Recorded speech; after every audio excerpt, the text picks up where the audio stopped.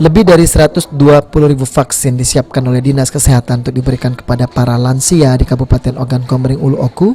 Vaksin untuk lansia ini dimulai diberikan pada Senin 13 April hingga akhir Mei mendatang. Kabid Pengendalian Penyakit Menular Dinas Kesehatan Kabupaten Oku mengungkapkan, selain 7.000 guru di saat bersamaan juga digelar vaksin untuk lansia. Dikatakan Andi, ada sekitar 62.000 sasaran lansia yang akan divaksin sejak Senin kemarin.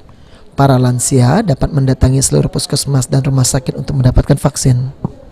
Lansia lebih didahulukan karena kalangan lansia lebih rentan tertular COVID-19 dibandingkan usia muda. Oleh karena itu pihaknya berharap masyarakat bisa melakukan vaksin sesegera mungkin. Saat ini vaksin tersedia dan alokasi hanya untuk guru dan lansia. Lansia berapa, Pak? Kalau dari data sasaran kita lansia 26.000. Untuk bulan puasa, kalau dari Dinas Kesehatan tetap melaksanakan vaksinasi, tetap dilanjutkan. Tetapi tadi kita juga harus berkoordinasi dengan yang mau divaksin. Apakah yang mau divaksin adalah hal ini guru dan lansia itu siap, ataukah mereka menentukan hari-hari tertentu yang disepakati. Selama Ramadan, Dinas Kesehatan juga masih akan melakukan vaksin untuk guru dan lansia.